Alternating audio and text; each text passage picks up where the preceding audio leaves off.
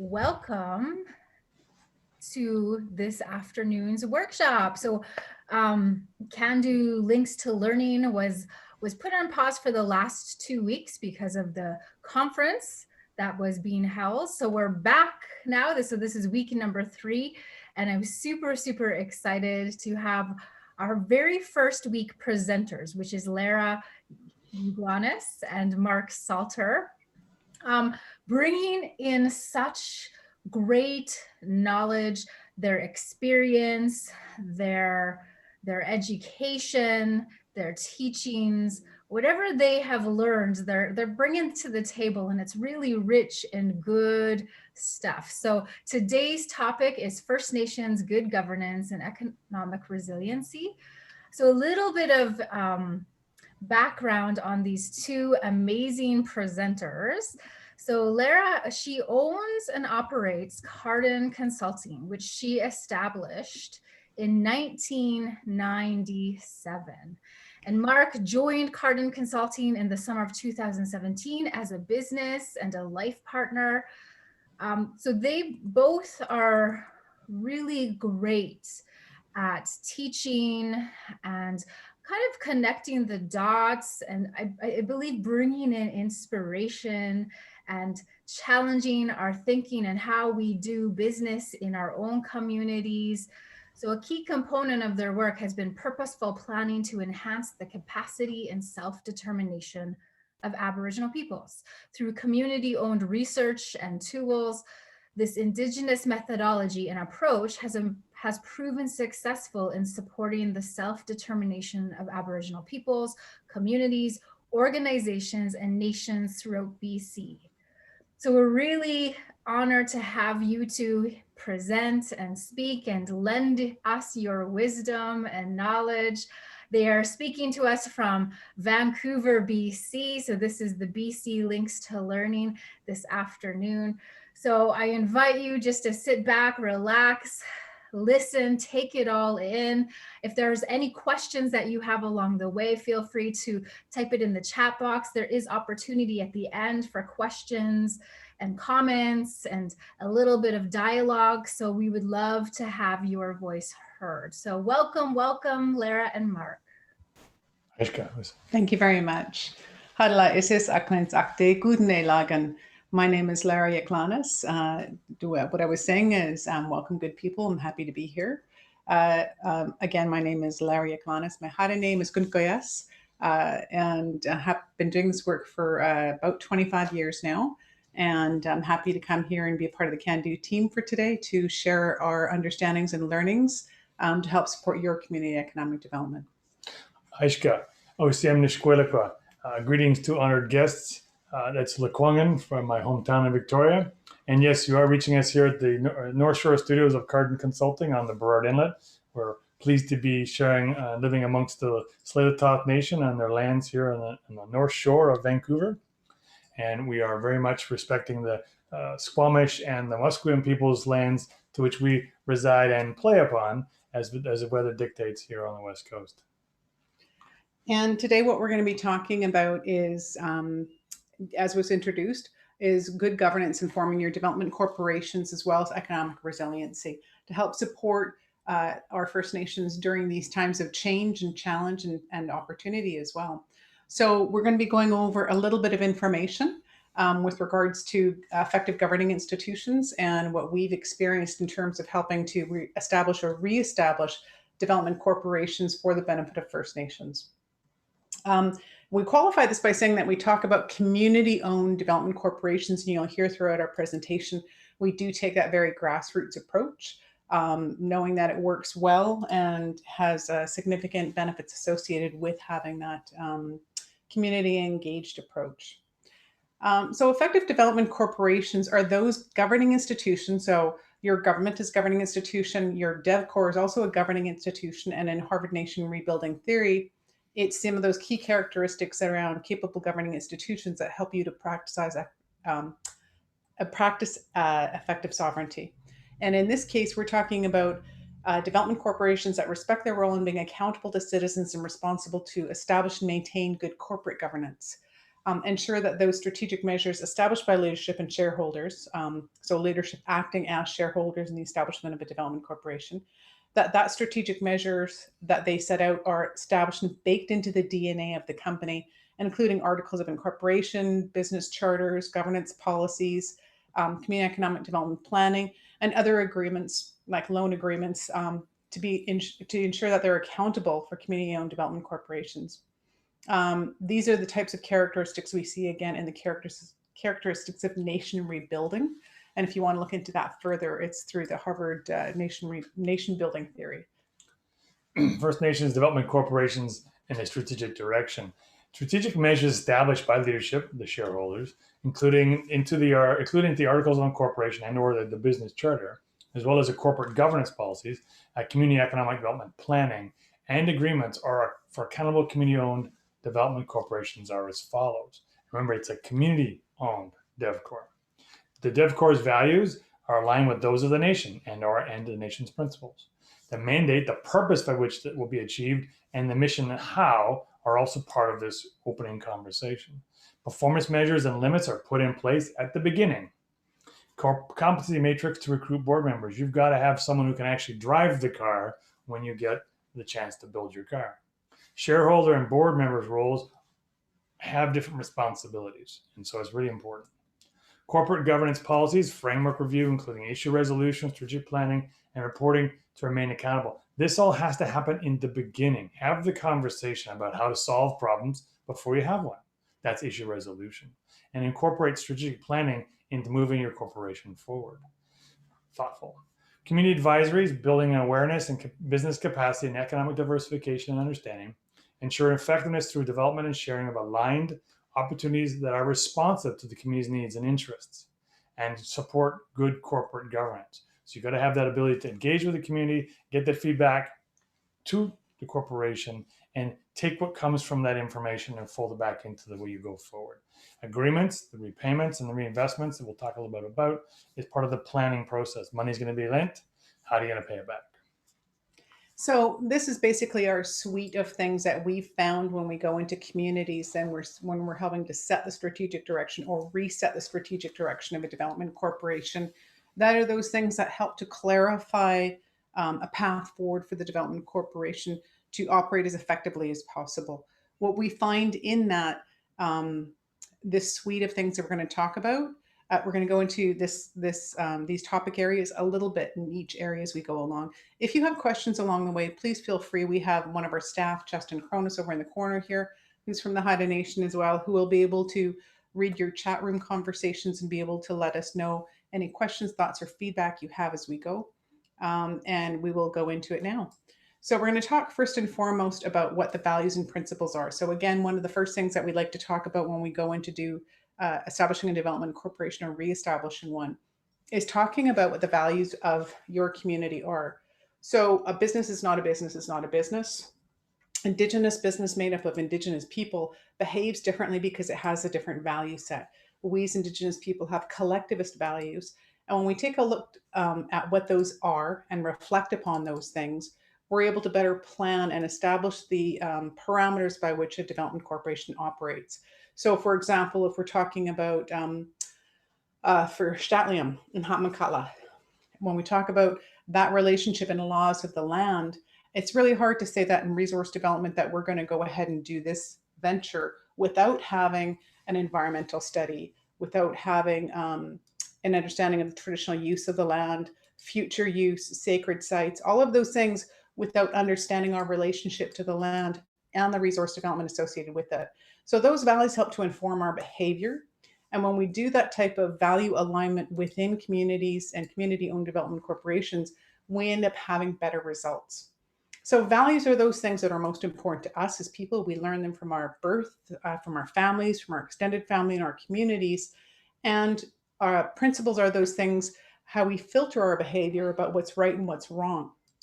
When we go through and define those things that help us to understand amongst ourselves our shared values and our shared principles, but also more importantly, it also helps for those employees and partners, private and public, to understand our worldview. When we go through that cycle of behavior, all those behaviors become knowledge and wisdom, and that knowledge and wisdom gets filtered through again our values and principles. This self-perpetuating system of our worldview helps to self-reinforce as long as we are consciously aware and touching base on what those value sets are on a regular basis, as we used to do in our longhouses, our big houses, our gatherings, to reiterate our customary laws and practices. So it's really important that that values based principle of our culture is the foundation of our our community-owned development corporations. And where possible, to say those things in your own language.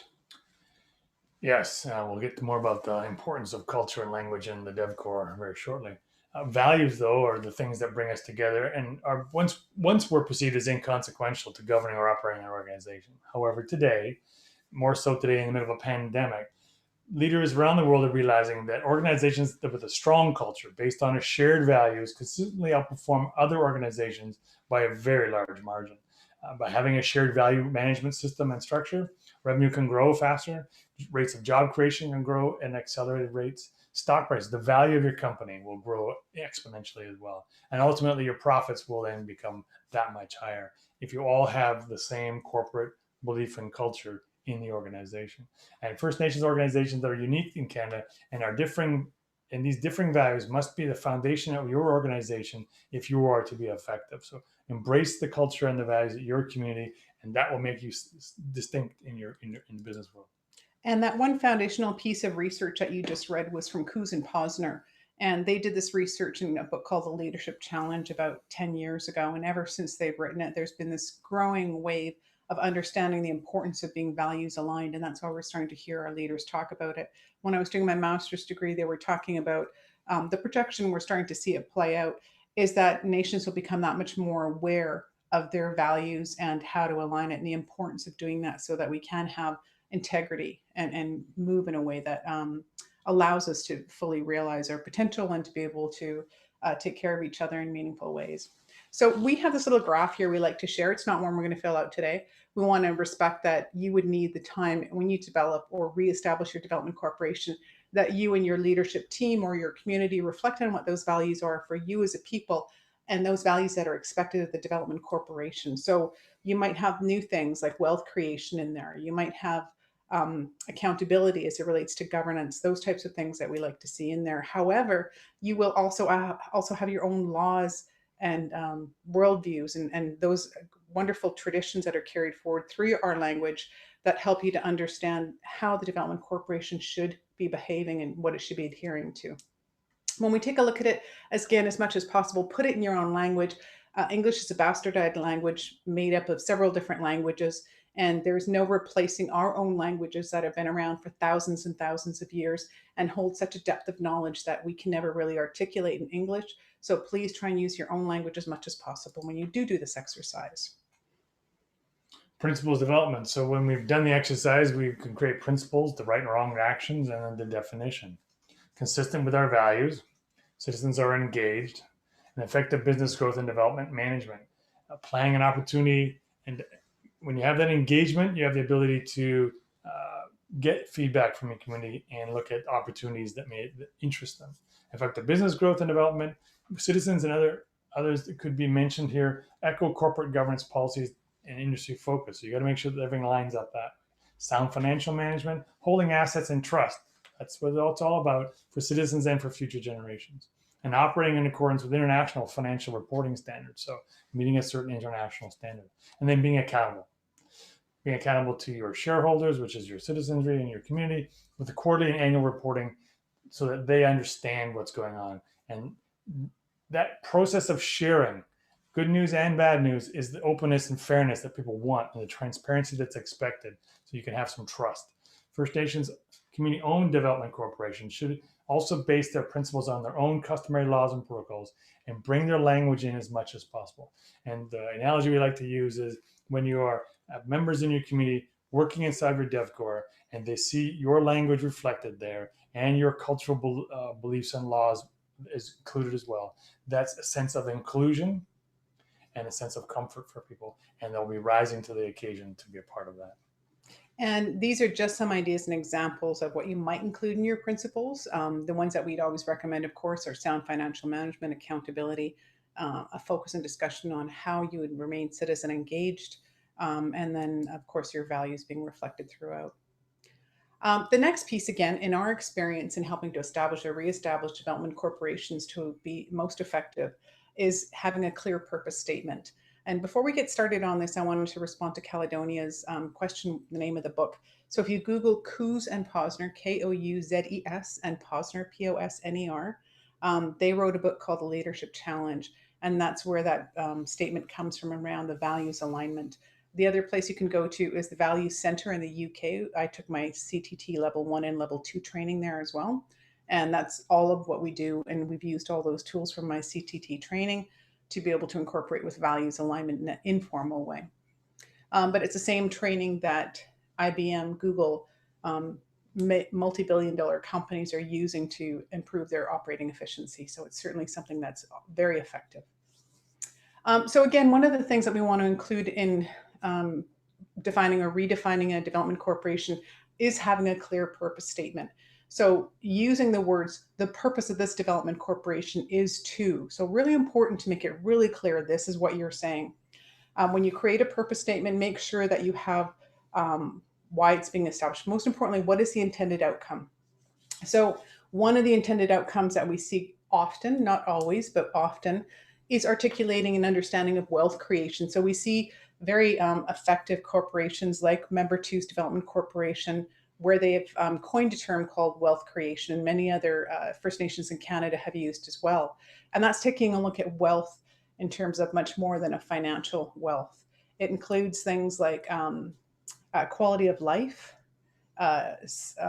which includes health status, work-life balance, education and skills, social development, civic engagement, environmental equality, personal security, cultural well-being, subjective well-being.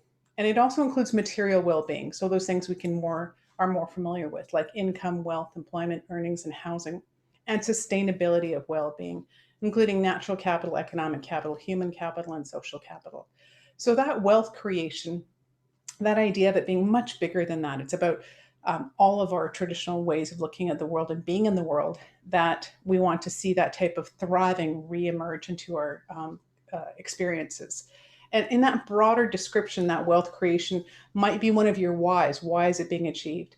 And then, of course, the primary method needs to be included in a statement like this. So this is very similar to a vision statement. What is the primary method? It's business development, diversifying the economy.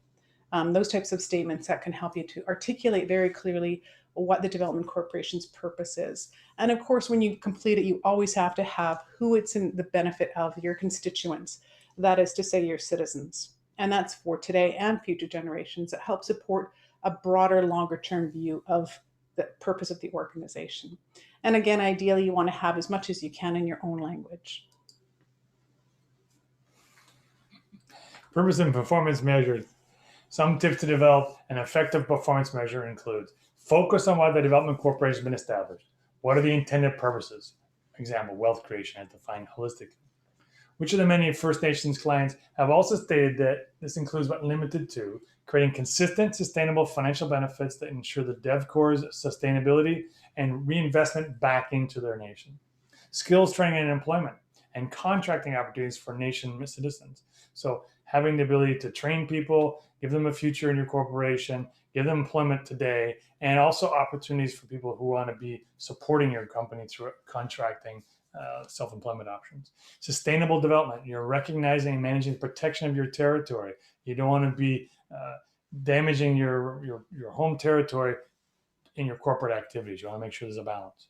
Developing hard and soft infrastructure. So when you do develop some works in your community and you build bridges and roads to do such, those are the hard infrastructures that the corporation can deliver to benefit the community, but also the soft infrastructure that follows through that: power, hydro, electricity, power, and internet and telephone. Supporting cultural revitalization. We spoke earlier about having including your language and customary laws and practices in your corporation. People can see that when they come to work for you, and they'll feel important, and they'll feel comfortable in their culture, and there'll be an easy surge to revitalizing the use of language. Protecting the use of nation's intellectual property, traditional knowledges, customary laws, and protocols that are particularly important when it comes to tourism-focused dev course. And if such an activity is part of your plan, important to know what you're able to share. Talk to your elders, gather people around and say, we're going to tell our story to the world, but we are only going to tell this story. We're not going to share these stories. I want you to understand why, and it should be done early so no one gets the wrong message.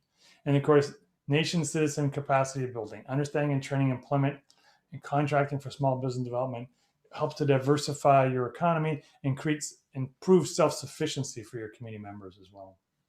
So that's just an example of ones that we've used over the years. And as we've used it, I think it's probably been at about maybe 5 years, we've consistently seen nothing added. So for many years, we just kept asking communities what they would define, and we kept sharing what we've heard from others.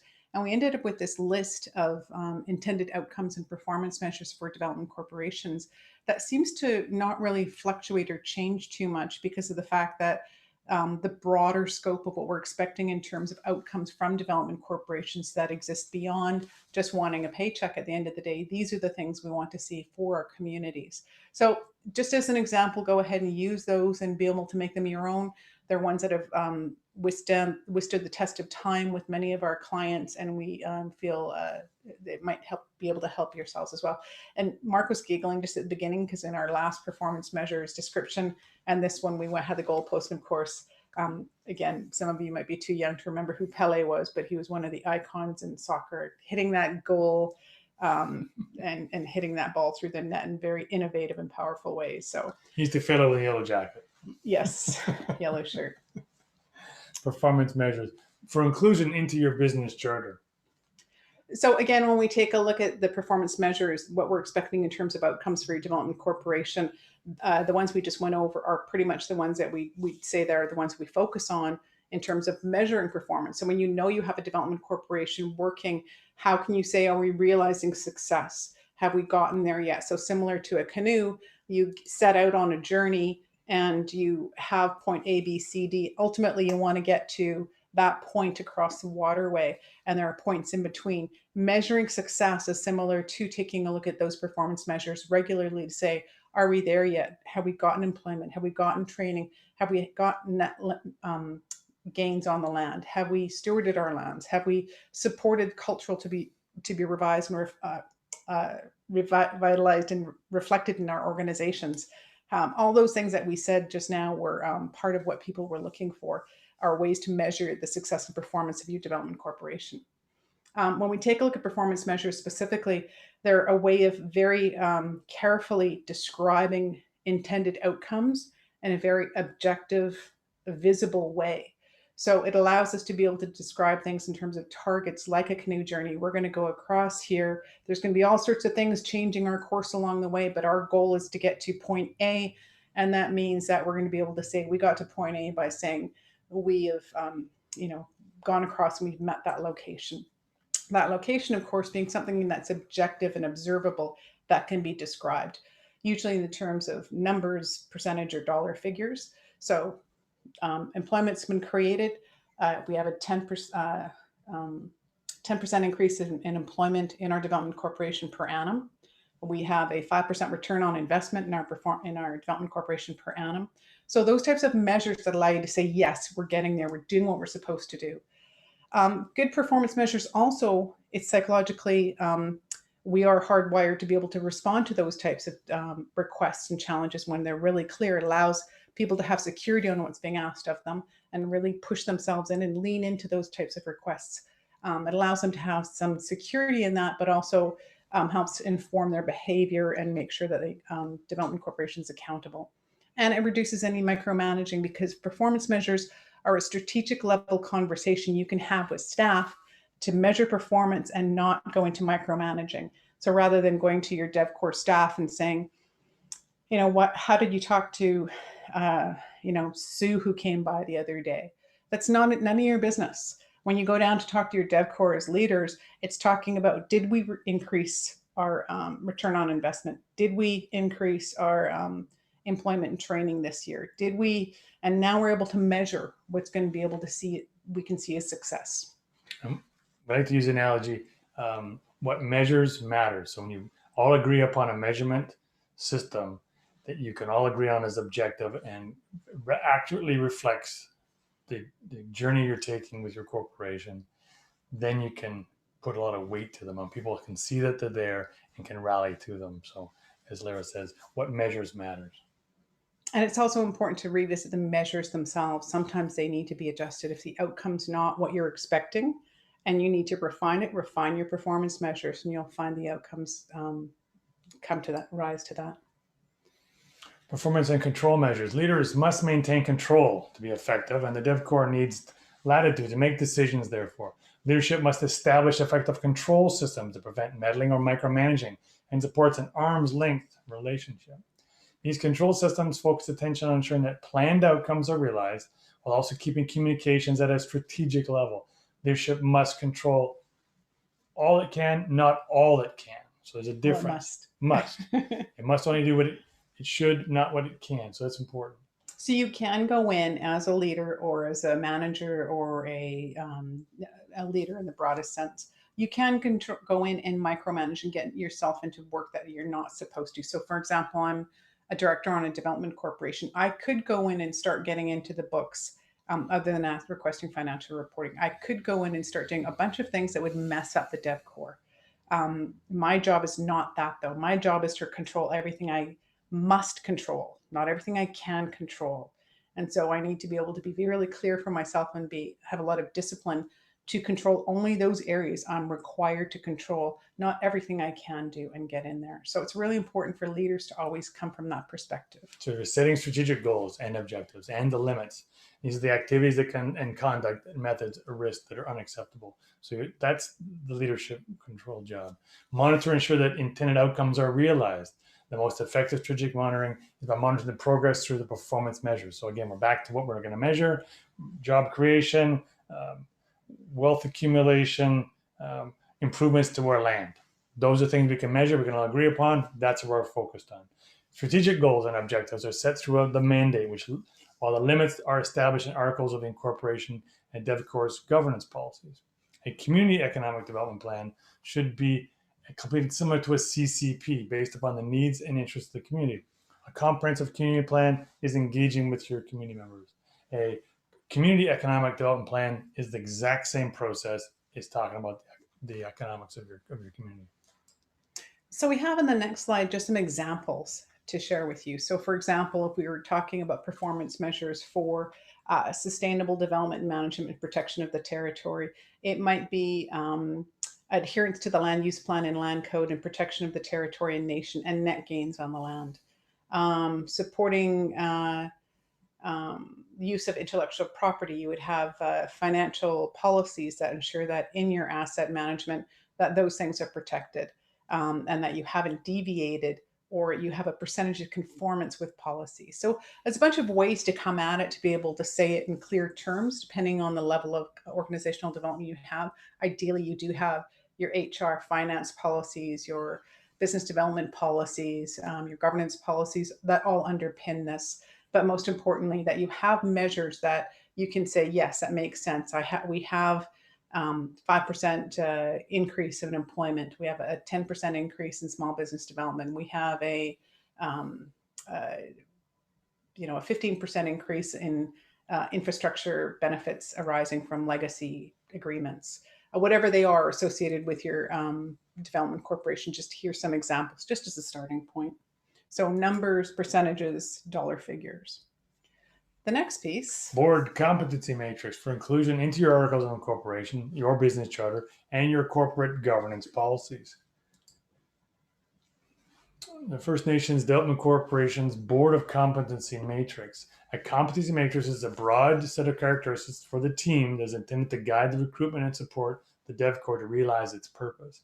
Typically, this includes a holistic set of skills the team should be possessing, including financial management skills, either through experience or training, corporate law skills and the understanding of corporate contracts through experience and training, business skills, and First Nations understandings in a First Nations DevCore experience is critical to this moving forward.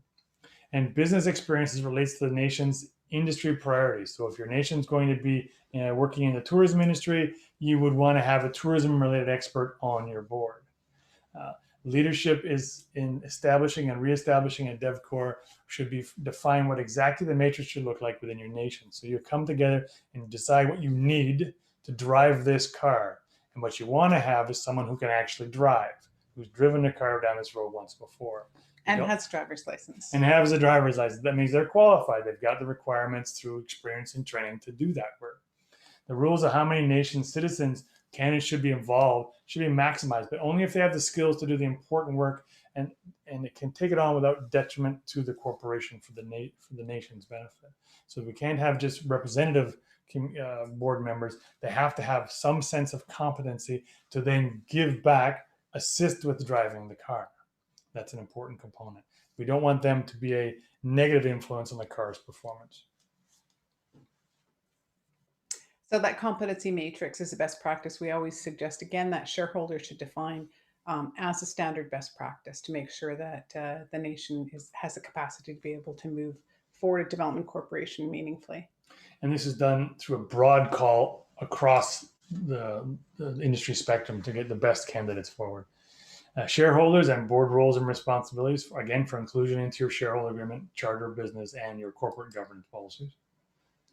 So the shareholders' roles and responsibilities, we include those because, again, the shareholders do have a job other than just, and we always say this, and I don't want to forget to say this, we've helped, and I've helped to establish quite a number of development corporations or to reestablish them. Quite often we have lawyers who will pull off a numbered company off the shelf, and we'll just fill in the blanks, similar to how a Western company will operate, where you have a small group of people with some money and shareholders. And that's not the same as a community-owned development corporation. So the normal legal structure is that it's only accountable to shareholders, and that's it.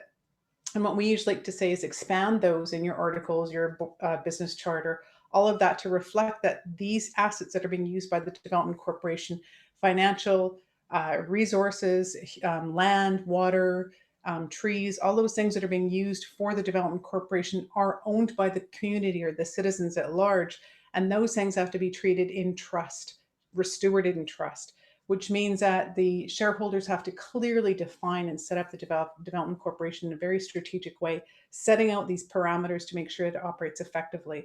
And they can, if they need to, withdraw the board. So if the board's directed to establish a forestry company and they decide they're going to build a casino, you can, as a shareholders, pull back and say, you were developed for this purpose. These are the industries, and this is outside of your scope. You're not fulfilling your agreement in terms of, as a board member, being able to direct this corporation effectively. We're going to withdraw this board, and you can call a new board. So the shareholders do have a responsibility, not just to, as lawyers will tell you, sign here and receive reports and never communicate with citizens. You actually have to set the strategic direction and make sure these things are set forth. And if you don't, you do end up with problems. Most importantly, having citizen engagement. And so the column on the right showing the engagement, it starts with the citizenry, which then informs the shareholders, which is your leadership, which then helps to create the board of directors to meet your expectations. The board then hires a general manager or a CEO to fulfill that mandate, and then the business goes into operation. And if those processes, as Laara indicates, aren't fulfilling the citizens' intended goals and outcomes for the corporation, then you've got to have a conversation with the board. And the board responsibilities, we know a little bit more in terms of establishing good corporate governance, making sure you have your organizational development in place, human resources, finance policies, operating policies for each of the holdings, hiring the senior manager, making sure that operational performance through the CEO is being monitored and set forth in terms of reporting requirements included. And those should reflect what the shareholders are requesting, which we usually recommend to be monthly or quarterly at the very least, reports as well as an annual report. And the concept of the corporation and the nation's leadership having similar values applies to the HR policies too. Having them the same on both sides of the equation means that someone working for the nation and then ultimately working for the DevCore has exactly the same obligations under the human resources policy. So there's no inconsistency. That's very important corporate governance there. And they should align, but just to clarify, your nation's HR policies will be reflective of your Canada Labour Code as opposed to your DevCore, which have provincial employment standards. So good corporate governance foundations means that you have good corporate governance built around a model we like to use that's quite holistic, meaning that anything that a board leader can and should affect positive change in is thought through and a policy is written for.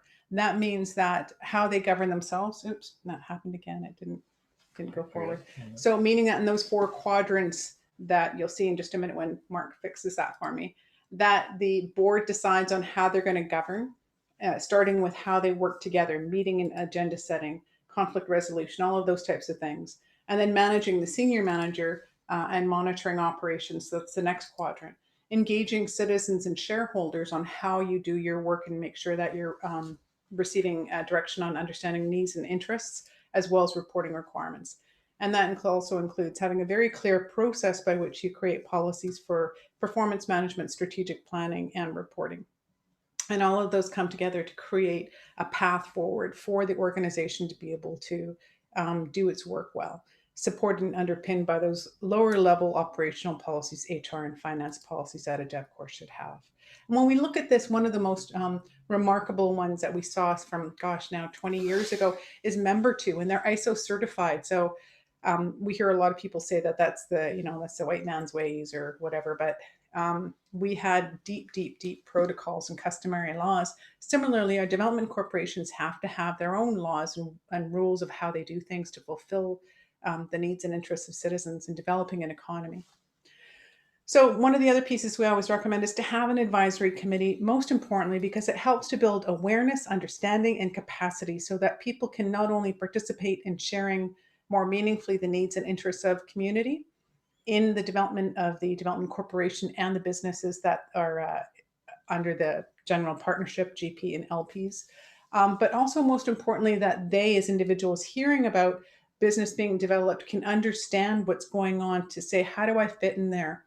And to take additional training, to do small business training, to start their own small businesses and contracting companies, to be more self-determined and self-sufficient themselves. And recognizing that in our provincial and our federal economy, 98% of our economy is built on the backbone of small business. And yet in our communities, we have less than 10% of small business development in our community. So there's a huge gap, and we're looking to diversify and deepen our economies by establishing and supporting that capacity development of our individual citizens to start their own small businesses. So the next piece we always talk about is also, you also need your loan payment agreement. So you have loan agreements so that if monies are transferred or invested into the DevCorp, you have those spelt out and aligned with your shareholder strategic direction, your governance policies, your articles of incorporation, all align and say the same thing. Reinvestment agreements. So when monies do get transferred over, what that payment would look like following taking a look at gross and net revenues coming in, and then being able to reinvest any excess profits over into the nation. And the nation would then, of course, be reinvesting ideally into programs and services, because we know dividends can really exacerbate social conditions. And we know that this is an agreement. We talked about this earlier on about the setting up of goals and objectives in your DevCorp, and having the ability to take the nation's assets, hold them in trust, be respectful of them, and also recognize that there's a duty and obligation for that DevCorp to give it back. It was just a loan, it wasn't a gift. And so those are the key components that, again, shareholders need to sit down, reflect upon, think about, and then articulate in forming or reestablishing a development corporation that is operating and conforms with best practices. Again, the most important of which is engaged with citizens, recognizing that the DevCorp's assets that it's holding and utilizing are those assets that are held by the community as a whole, typically lands and resources. So as a result, it should be responsible to citizens as well, beyond the scope of what is normal legal practice today. We're going to move into economic resiliency. Better quality institutions are associated with higher growth and lower fragility. Otherwise known as good governance is associated with higher growth and lower fragility. So that's an important underpinning, is the good governance of your corporation. It should match the governance models of your community. So in addition to good governance, which we have a whole series of other workshops we've done for Can Do, which you can go online and look at, we recognize that the United Nations and others have a huge vested interest in good governance because they are the primary mechanism by which they go in to help communities and nations that are struck by earthquakes, landslides, disasters, war. Good governance is the balm, the salve that still starts to heal and bring things back together. So it's really important that good governance is understood to be a principal component of that. Beyond that, one of the things that we always want to say is that in terms of building economic resiliency, is to make sure that with your governing systems, that you support resiliency by making sure that the behavior of the organization and employees are aligned with a learning institution. And I know we talked about a different document before. This one itself is called Peter Senge, The Fifth Discipline. I think I was just... The book is in the corner. All my books are on Mark, Dick, and Dog eared. I was going to show it to you. But the fifth discipline talks about all those key components around what contributes to a learning organization and learning organizations to be further economically resilient. That means that the key components that underpin this theory is personal mastery. A lot of, again, what we talk about in our leadership development workshops, good governance and good corporate governance workshops, includes being able to reflect on your own leadership practice and understand and develop yourself to be the best leader you can be for the benefit of your nation. And mastering those types of skills that allow you to be leading effectively. Also making sure that you have those shared values we talked about, the vision and indigenous worldview, the mental models or the understanding of how things could and should be, and supporting ongoing team learning. So when you have perhaps a 5% return on investment when your goal was 10% per annum, you don't go in and beat up your staff. You go in as a learning organization and say, how come we are lower than expected? And they will say, well, we had this agreement, but this happened and that happened. Okay, good to know. Now, how do we get back on track? We've learned something now. How can we apply these learnings? And when you apply those learnings, it's a certain level of compassion for self and a compassion for others that allows others to say, okay, this isn't the do or die all, and I'm still valued here and I can still contribute here. And people start to lean in a bit more because times are difficult. And during this economic crisis right now that we're seeing with the pandemic, it is guaranteed to affect everybody. So how do we come back? How do we control our behavior in response to these things is to be compassionate and learning and humble enough as good leaders to say, what can we learn from this? And that's a learning organization and how we express that in good development corporations. Now that's a micro view of how we are going to look at this over this little couple slides here.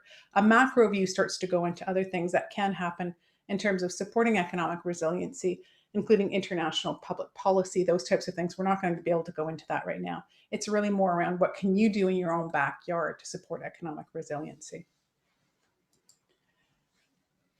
Developing economic resiliency, the DevCorps Community Economic Development Plan, strategic planning and research that includes identifying industry trends and opportunities, development of businesses that are diversified and support resiliency.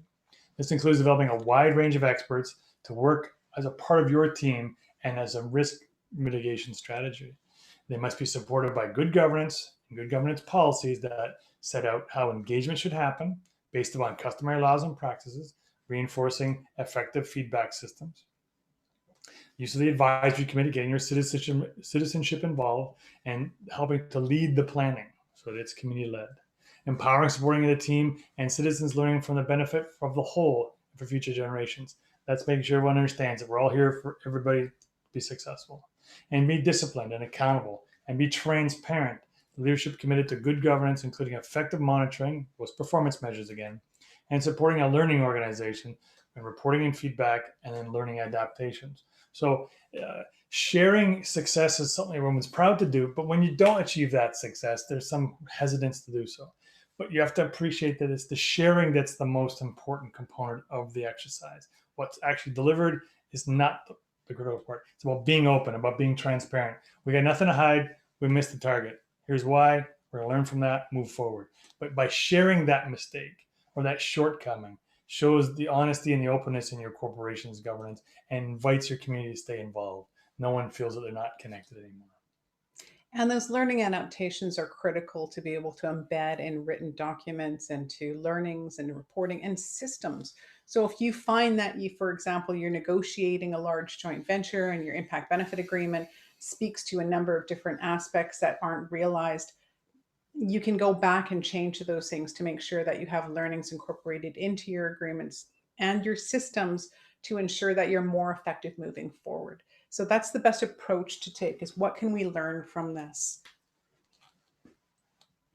So developing economic resiliencies, again, we have a large discussion and obviously a very strong bent to engaging citizens in your community economic development planning and your community economic development plan and reporting that supports knowledge-based decisions to start citizens small owned businesses. So again, where you can have citizens engaged, they can start to again take training and or open their own small businesses to be able to improve the diversification of your economy. Typically, small business owners will find all those little niche markets. And then when you start to see those coming together, you create bubbling of sectoral economies that can start to inform a broader community economic development plan. So if you start to see this bubbling over of catering businesses and tourism related businesses, you know you now have depth of capacity to build a restaurant, for example. If you wanted to do any kind of transportation, you need to have people equipped with licenses and those types of things. Similarly, if you wanted to get into construction, all those small business people that go to create their own small businesses that you can subcontract but have licenses and vested interest in making sure that they're having continued work are going to be the ones that you're going to be able to pull together to create a construction firm that may be able to build off of those opportunities. So really important to work collaboratively in the work that you do, building capacity at every step. Some of those ways to support small business, because we love small business, is ongoing small business development training. And I should share those with Can Do. It's something that I developed when I was doing the work for the 55 Coast Salish Nations, and then got contracted to do for the BC when I helped to strengthen and develop new Aboriginal business centers. And we ended up with 12 of them. And I've sent it out across, and we've ended up using it in a number of places. So business plan template and pro forma Excel spreadsheet. And I can send those over. I'll have to talk to you about that, Elizabeth, after. But I've given them to a lot of nations for them to build their own small business centers. Equity match investment. So if you come up with $500 and you have a good business plan, I'll give you $500 and match that so you can start your own small business. What a great incentive for people to be able to do that work. Sharing contracts and identification of potential subcontract opportunities. That might also require advocacy with a joint venture partner to be able to identify and meaningfully dig those things out to share with community members so that they can build those opportunities out. And reporting on success, because success breeds success. And developing citizen skills inventories are a great way to do that, taking a look at individual interviews, collaborating on the development of a full scope of understanding of people's needs and interests in terms of training and capacity development to understand what business you might want to get into. One example I always remember is one of our nations on the island who built this huge aquaculture business, and they spent millions of dollars on it, never asked a citizen. They opened it up. No one wanted to work there. No one had any idea, interest, training, or background in it. And they ended up having to close it a couple of years later. What a colossal waste of money and time, because they never talked to the citizens to say, where do you want to work? What are your interests and goals? What do you want to do? And if you do, and you find that everyone's kind of interested in going this way, you support them to go that way. And we've had similar experiences where a nation has taken the time to invest in a potential animal husbandry business that I was involved in on the island as well. And when we did the research and did the background and reported back to Citizens Committee, exact same result. Fortunately, no money was spent, but nobody wanted to get in that business. Didn't have any interest in supporting animal growth or anything like that. This wasn't something they could match the community's interest in. So money was saved and time was saved by making that engagement first, really understanding what your community wants and needs, and then developing the systems that can support that. And we go back down to developing RFPs. You're looking to have partners that can align their values with you and your corporation and your citizens, and you'll have partnerships that will work to help diversify the economy in your community, because you do not want to have all your eggs in the one basket. That's the one. And so a lot of those things like your performance measures, those things that you're trying to achieve, your values, all of those going into an RFP, similar to one that might be on the your own BC bid for us, to be able to put out a broad call. Here are the things we're going to do.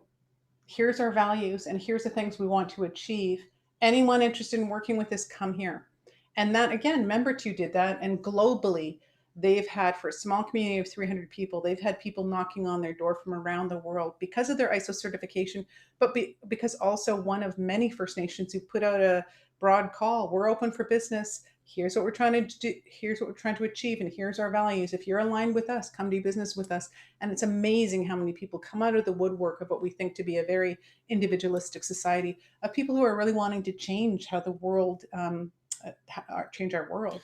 And some of those corporations stuck inside a Western model of corporate governance are looking to break from that and working with a First Nations DevCorp, which has a values-based operation. It's something that is a growing trend, and we're seeing it in different styles of small business groups across the world now, looking to put people as well as profits and land in a new perspective, and valuing them in a different way, and having an opportunity to work with a DevCorp in your community that has a values-based existence is going to be attractive in the new business world. If you haven't heard about those, look for 1% for the Planet, B corporations, just a whole slew of huge international organizations who are coming together with people who really want to have a positive benefit and be a part of creating a better world. And those people are actually huge companies, huge money. Patagonia, for example, BDC, others that are doing huge business, and they want to work with people like us. So on that note, we're going to wrap up. We got some time for questions. Caledonia is sending us a quick note here. So Caledonia was saying, for decades, we have heard that we need to have separate business and politics. However, we have been seeing this taken to extreme and loading into corporations going rogue, and then there's no link back to the nation. Do you have any examples of good practices tying the nation to the corporation to ensure this does not happen? There's also been political benefits that have been seen when a company has some ties back to the nation. One of our favorite questions, and thank you. I can answer that one. So everything we just talked about, Caledonia, is exactly what you need to do. And when we had the honor of working with Dr. Stephen Cornell from the Harvard Nation Rebuilding Project, we call it the Nation Rebuilding Project, he said he really regrets that comment being taken out of context and it's been popularized. Separating business and politics is a complete lie. It should never happen. They should have a healthy working relationship, which means it's all of this. Setting the strategic direction is basically saying from one party to another, this is how we want to work together. And then the other one responds in accordance with, yes, that makes sense. And you start to develop that relationship based on those strategic conversations we just went over. So that's exactly what you want to be doing. When you create these limits that are, for example, in your shareholders agreement or your business charter, then you can convey that over to your governance policies and make sure that all of those areas are protected. And then you also have ways to go back and attach these things to it. Never should anything be done without it being in writing. And the reason is because that's just the way the world works today in terms of creating these agreements. But it also means that when you have an agreement, you can go ahead and work off that common shared agreement that you can go back and validate.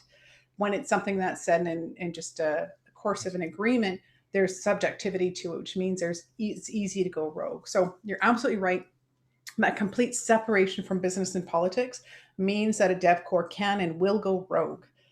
It will also can be micromanaged and overmanaged in the same context, because we've seen it before where one leader will take over a DevCorp and then just run it into the ground.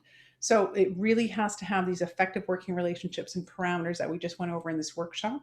And that's why we're doing this workshop. So I'm really glad you're here today. Because this is why we're doing it. We see so many communities establishing or reestablishing their development corporations, and these are the remedies that we've seen help. You're right, there is a huge political benefit when the nation has ties back to the development corporation, because it's a healthy working relationship. And we all know that when it comes to this, we see improvements in social and economic development. Kim Guerin's on the line. I wish Mr. Cornell would publish that quote regarding separation of business and politics. Actually, when we did do we've done a couple sessions with him, and he did actually try and say it, but unfortunately that myth that arose from the work is something that's been perpetuated far too often, and the horse has been let out of the barn already, and we're trying to help. We're trying to close the barn door now. We're doing our best. Caledonia has another come back. How would you fix an organization that's gone rogue when the nation is seeking transparency, accountability, etc.? There is none. Thank you, Kim. Thanks, Kim. How do you fix an org that has gone rogue when the nation is seeking transparency, accountability, but there's no? Okay, so again, what we've done in the past is we've had everything from advisory committees to family heads to sit down with leadership and their DevCore leadership to talk about what those strategic directions should be. Those things make it very clear on what that DevCore is supposed to do and the limits of the authority that they have. And it's also important to go really build the capacity of everyone involved to understand this context. And when you have those agreements in writing, that transparency is important to put out there. So for us, wherever we can, we always try and promote communities to put your strategic plan on the web so all citizens see it. Put all your governance policies on the web. Put all your quarterly reporting on the web. Everything, nothing should be hidden. There should be no books hidden. If there is something and it's sensitive or confidential, you work to mitigate that risk, and then as soon as you can, release whatever you can release that won't create further damage. Otherwise, nothing should be hidden. And so really talking about, for us, when we go into communities and we see that type of thing, we go over and over again that the work that they're doing and that they're responsible to do is for the benefit of current and future generations. And that usually gets everyone on side because that's what we're all here for. And in that, I think that's a timely closing for us. And we appreciate the opportunity to have met with all of you today and to be a part of the Can Do team for a short time. And we turn it over to our host to be able to help wrap us up. In a good way. Wow. Well, thank you so much. So I had the amazing opportunity to listen to these two this morning. And so this is my second time, and I feel like this conversation has been so rich and so good. And it's really about, there's a couple of pieces that I pulled from this. So community engagement, I believe communication and that honesty and transparency is so vital and so important. And earlier on, I was thinking about the values and how that actually is our guiding principles, and that's what will lead us. But sometimes, and I said that this morning too, that sometimes we got to press pause. And sometimes we got to turn inward and we have to remember who we are. We have to remember the teachings of the elders and the community of where we come from, and sit with those and let those values come to surface and let those values stir us and guide us and teach us and lead us so that we could walk, we could lead, we could build community in a good way. So thank you so much for your enlightenment this afternoon. Thank you for your participation and coming to sit with us and learn and throw in some of your comments and questions. So important. There is evaluations for those who have joined us. If you could fill out those evaluations, I believe there's 2 gift cards. So your name will be entered into a draw. Like, who doesn't love a gift card? Who doesn't love free money?